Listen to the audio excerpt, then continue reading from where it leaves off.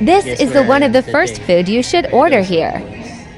And tonight we're gonna have Lugaw Overload. 69 pesos ang regular price niya. And then with the discounts, that's 49.29.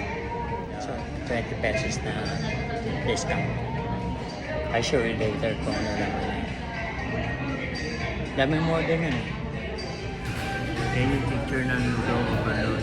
We'll see later kung ano naman. Siyempre mas maganda.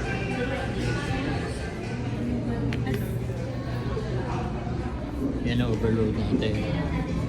May sabong egg pa yan. May chicken. Tsaka pork strips. May isang kalamansi. So, yan natin. Nalalagay naman yun ng patis. I think okay na yan. Ayos na rin, no? So, dahil lugaw siya, konti lang yung carbs niya. And then, may protein. Tama mo, may ano pa, oh. Parang saffron ba yun, right? Dito tayo sa paboritong pwesto natin. Parang natin. Yan.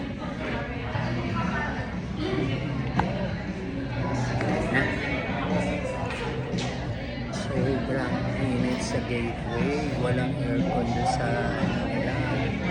Kaya yung mga tao naghahanap pa ng place na pwede silang makaano ng aircon eh. Actually may tripe pa pala to. May chicken siya. Tapos may tripe. May pork pa. Best of all, may one whole egg. So tunay na egg to. Sarap yan. Sulit. So 69 pesos, right? Kaya marami na umorder. Kaya hindi na kailangan ng batis.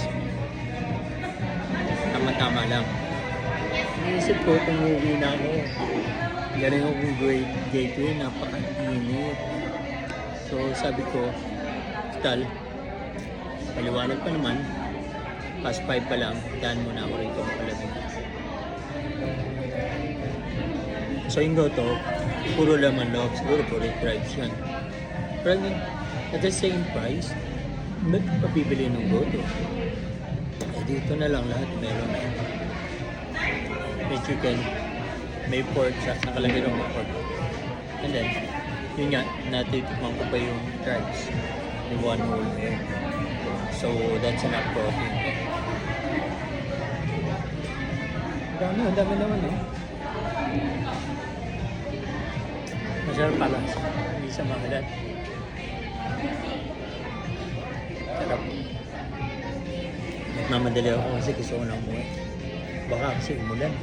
Malakas ang hangin ka. Medyo gloomy. Bilis ano. Tapos. Try ko sana yung spaghetti nila.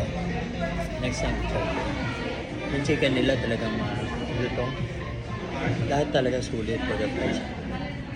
Pero uwi na ako. Okay, so yun lang. Pabush.